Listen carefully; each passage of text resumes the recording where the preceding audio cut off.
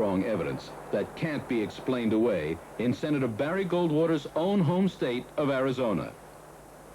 The evidence revolves around an incident that took place in the Sitgraves National Forest. It was in this location that a young woodcutter named Travis Walton was abducted by a UFO. The UFO was witnessed by 6 of his fellow workers. At Travis's home in Snowflake, Arizona, we interviewed him and one of the witnesses to the UFO, Mike Rogers. There were 7 of us on the way home from work.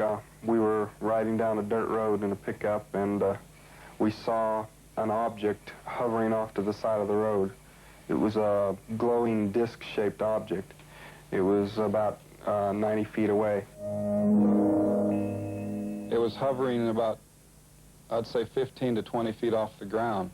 I got out of the truck and went closer. I wanted to get a closer look at it. I realized for the first time what he was doing, and I realized that it was dangerous. I expected it to, fly away when I got closer, but instead, when I got up there, it started to move and to make a loud sound, which scared me.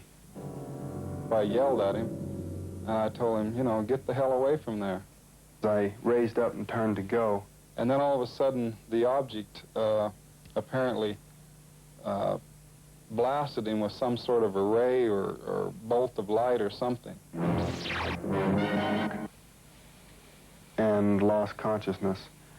And that was the last I knew until I woke up aboard the craft.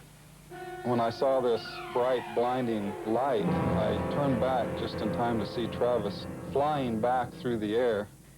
He hit the ground about 10 feet or so from where he had been standing.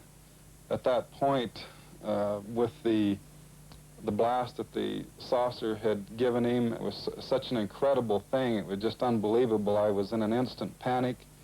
The guys behind me, somebody says, "Get the hell out of here." So I hit the gas, and we took off down the road.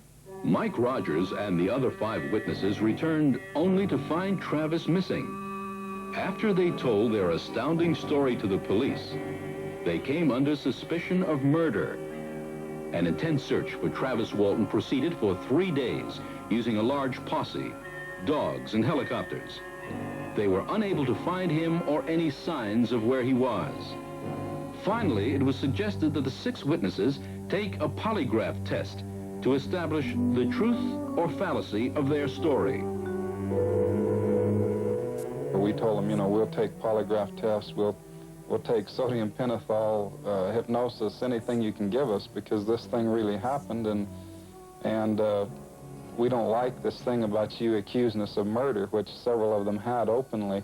Arrangements were made for Cy Gilson, a highly qualified polygraph examiner who was a member of the Arizona State Polygraph Association, to conduct the polygraphs on the 6 witnesses to Travis Walton's UFO encounter.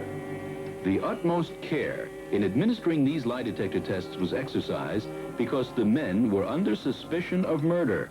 Once the tests got underway, he started changing his mind very quickly. After he'd tested about 3 of the 6, he seemed to be acting differently. By the time he had tested all of us, he seemed to be a believer. I talked to him after the tests, and he indicated to me that apparently he was wrong.